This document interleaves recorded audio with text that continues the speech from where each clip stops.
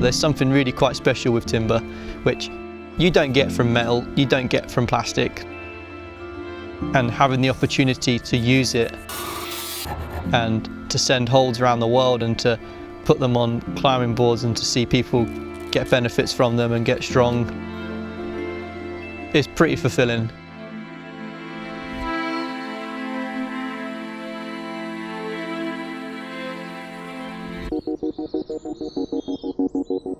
I'm a carpenter by trade, and the vast majority of my work is set building in the film industry.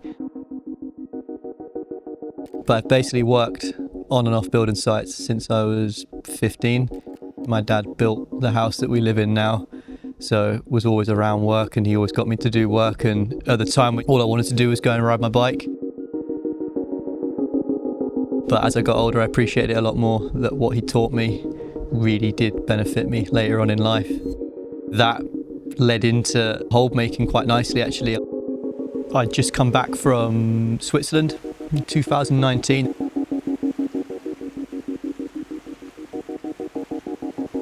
And I'd met Michael Blezard. Blez had his own board and was shaping holds, and I was naturally quite inquisitive when it comes to stuff like that, so I said to him, "Oh, what timber do you use?" And he's like, "Oh, predominantly like tulip, but I use all sorts." I was quite fortunate to be on a job which would have been Doctor Strange 2 at the time, and there was loads of tulip offcuts in there.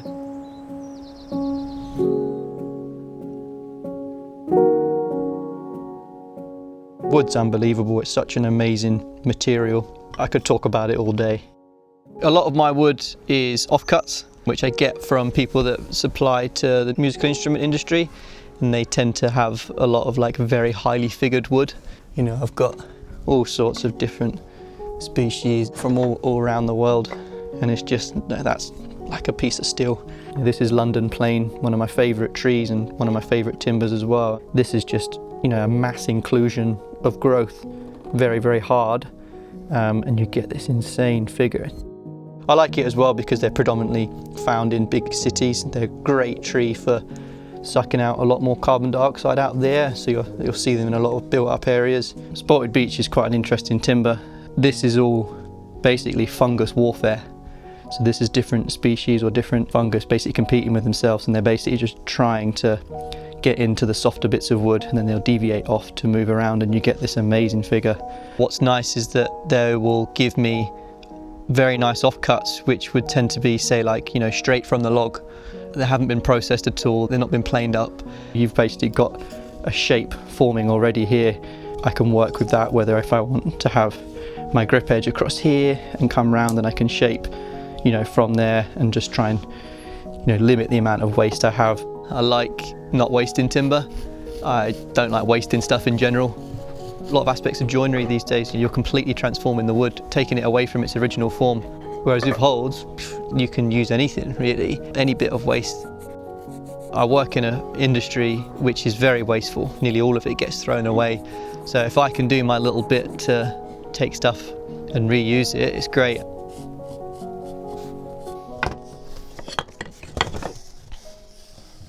Holds are a very personal thing. You know, what works good for me doesn't work good for someone else.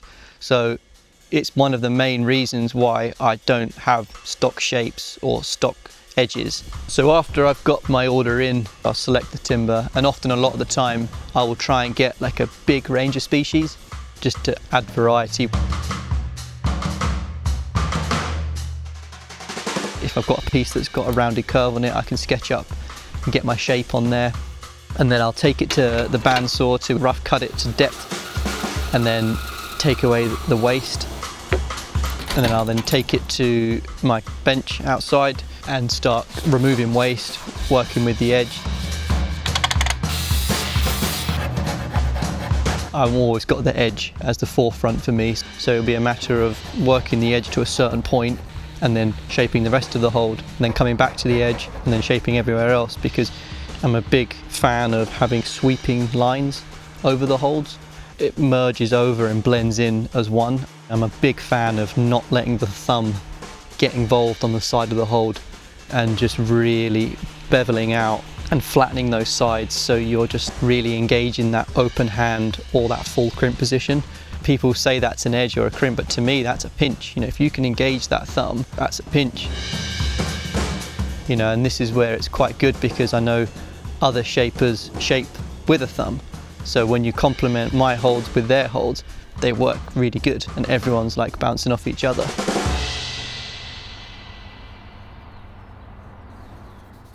A lot of the feedback I get is all about my finish, which I can completely understand because it's the first thing you see, especially on a photo on Instagram where you can't really sort of see too much detail. But the finishing side of a hold shaping for me is probably about 30% of the time. If you don't put all the effort in early on, you won't get that finish, because once you start climbing through the grades and you go past 240 and then enter 320, 500, 800, 1000, 2000, if you don't spend the time earlier on getting rid of all those original marks, everything shines through later on. No more kind of lines, everything's a smooth transition over. Because your fingertips are so sensitive, they'll pick up on all of that stuff. Don't care who you are, even if you are a rough person or a neat person, it's not all about the looks, it's the feel. These have got to function and work well. So yeah, coming along nicely now. It's much like when you're building a house or anything, pretty much all the hard work is in the first fix stage, building everything, getting it up, and then everything's blocked away by the plasterboard and anything finishing that you put on there. But if you don't make those stud walls properly or pitch your roof properly or anything like that, that's the backbone of what you're doing.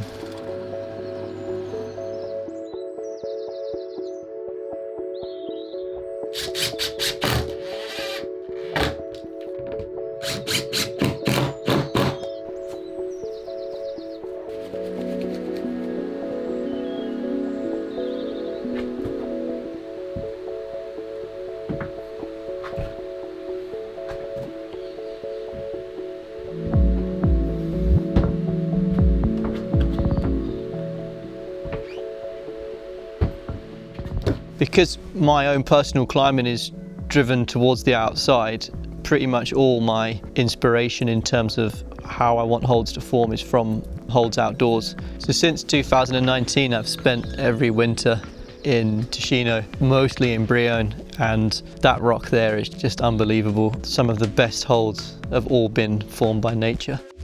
Everyone knows certain ones like the Vecchio pinch. It's those holds to me that stand the test of time. I'll study a hold, I'll get my tape out, I'll look at it, and I'll have multiple photos of my fingers in there. So this is from Entwash in Gani area in Brione. This is nuts, man. You know, this is all just weather worn. The way that it fits the finger is really, really into it, and this is the next sort of thing that I want to experiment with. Even when I'm resting in between tries, it's so nice to study the holds. And I do it with my board as well. When I'm resting and whatnot, I'll just be looking at the holds, just constantly thinking about ways that I could improve or different ways that I could shape stuff to do different things and have, you know, different functions.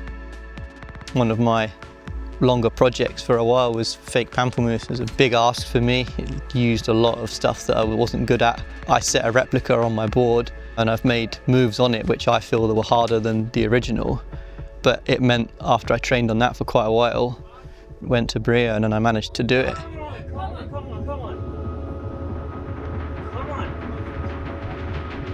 Yes!